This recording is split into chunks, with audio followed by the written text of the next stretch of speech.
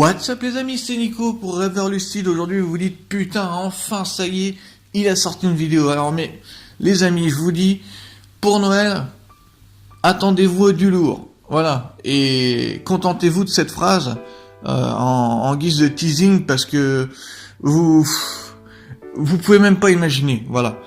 Enfin, aujourd'hui, putain, oula, ma voix part en couille. Comme vous le savez, le temps est catastrophique en France, et ceci explique cela. Quoi qu'il en soit, c'est tout un honneur de vous parler aujourd'hui, sans vaincre supérieur à moi. Non, on va vraiment faire un court-métrage. On va amener des acteurs, on va faire tout, mais voilà, je continue le teasing, mais ça sert à rien. Voilà, je m'arrête là parce que ça va être du lourd, et ça vous le savez depuis le début. Aujourd'hui, je vais parler de deux manières, comme vous l'avez vu au titre, deux manières de rêver lucide. Alors, lucide, oula, n'importe quoi. Alors, ces deux manières-là sont... Alors, la première manière, c'est la manière qu'on va tous emprunter. Alors, la manière, bien sûr, la plus amusante, et c'est de faire n'importe quoi. Voilà. Moi, je sais très bien, dans mon premier rêve lucide, j'ai commencé à faire n'importe quoi, passer à travers les murs. Et d'ailleurs, ça me fait penser... Alors, attention, pas d'amalgame, hashtag pas d'amalgame. Ça me fait penser un peu au... Comment ça s'appelle déjà ? Les voyages astraux. Voilà, j'ai fait un peu tout ce qu'on peut faire dans un voyage astral, sauf que ça s'est vite limité.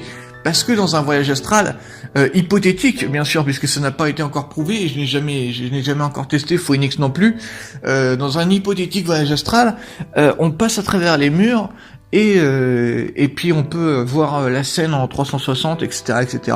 Mais dans un rêve lucide, on ne peut pas voir en 360. Et devinez pourquoi ?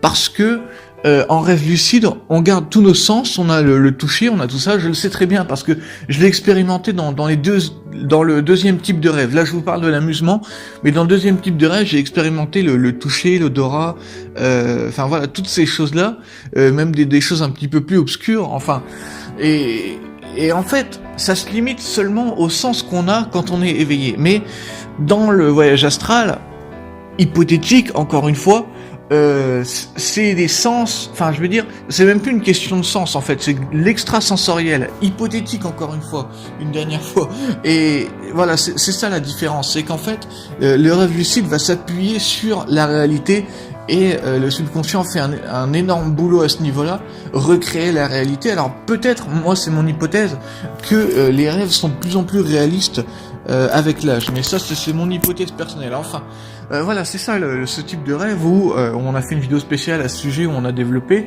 où on peut, moi c'est ce que j'ai fait en premier, j'ai volé, j'ai fait apparaître plein de Lamborghini, parce que moi je suis pas trop fan de voitures, mais je suis surtout fan de tout ce qui est beau, et surtout aussi de GTA. Et dans GTA, nous on faisait du modding, et on spammait la touche F1 pour ajouter plein de, non pas de Formule 1, mais de Lamborghini et compagnie. Et donc je me suis un peu par réflexe primitif, oula, par réflexe cortexien, de faire apparaître plein de voitures, de faire changer le décor et compagnie, comme dans un modding d'un jeu vidéo en fait. Voilà, j'ai pas trouvé de meilleure inspiration, et j'ai essayé de changer mon apparence de mes mains, etc. Parce que le reste, de toute façon, je peux pas le constater. On peut pas se voir à la troisième personne en rêve lucide, jusqu'à preuve du contraire. Enfin, c'est ça en fait, le mode amusement, et puis aussi le simple fait de voler, pour moi c'est vraiment le summum de tout ce qu'on peut faire dans ce premier type de rêve. Et dans le deuxième, alors là c'est plus de la compréhension, et là c'est là que ça devient intéressant, parce que c'est là, comme je vous ai dit tout de suite, qu'on peut explorer tous ces sens. Et l'extrasensoriel, j'ai essayé, mais ça fonctionne pas. Alors bien sûr on peut voler, mais moi je pense que là-dedans en fait on a juste un gène, ou alors quelque chose qui fait que dans nos gènes on a des réflexes à ce niveau-là, parce que c'est tout naturellement que je me suis mis la première fois à voler. Et moi, je trouve ça vraiment étrange. Alors, est-ce que c'est les gènes de nos microbes qui ou là je vais dire n'importe quoi, excusez-moi, moi je suis pas bac S. Est-ce que c'est les gènes de nos microbes de nos atomes qui survolent dans nos cellules, ou non, je dis n'importe quoi, mais je veux dire, ça c'est vraiment étrange, je sais pas d'où ça sort, mais c'est tout naturellement que je me suis mis à voler, et sans le moindre problème. Alors il y en a qui ont du mal, mais moi c'est tout naturellement, j'ai levé les bras et bam, je me suis mis à voler d'une extrême précision, et des mouvements, c'est impressionnant, c'est beau et impressionnant à la fois, parce que moi voilà, je vole pas dans la réalité, mais Mais en rêve, quand on l'observe vraiment, parce j'ai l'impression des fois qu'on peut être encore plus conscient dans la réalité. Et ça, c'est une étrange sensation. Parce que dans la réalité, je peux vous dire qu'on n'est pas super conscient à 100% tout le temps. Et il n'y a rien qu'à voir quand vous regardez les choses de plus près, ou quand vous regardez le ciel et compagnie, ou quand vous, quand vous faites de la pleine conscience. Alors c'est encore un autre sujet. Moi, j'ai une chaîne de développement personnel à côté. Enfin, quand vous faites attention à votre respiration, quand vous dites je suis ici, maintenant, etc. Mais en rêve lucide, j'ai l'impression que parfois on dépasse ce pic de conscience. Et c'est ça qui est vraiment impressionnant.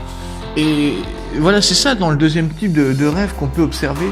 C'est tout ce qui est nos sens, voilà, les ressentir au maximum.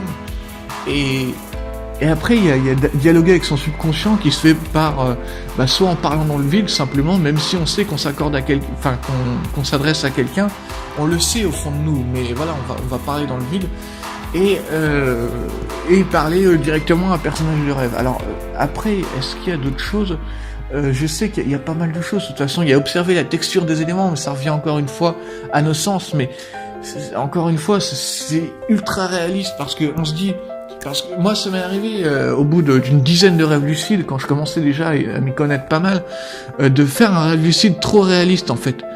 Trop réaliste, si bien que je me disais non mais ce meuble là, il est ultra réaliste, c'est pas possible que ce soit un rêve. Donc voilà, je me mélangeais les pinceaux comme je le fais actuellement en bafouillant, et j'arrivais à me demander si vraiment je rêvais ou pas. Et il y a d'ailleurs une vidéo de Rage sur le sujet qui est vraiment pertinente, et c'est tout ce qu'on ressent, moi et Phoenix, et voilà, parfois on n'arrive pas à mettre des mots dessus, et c'est dommage.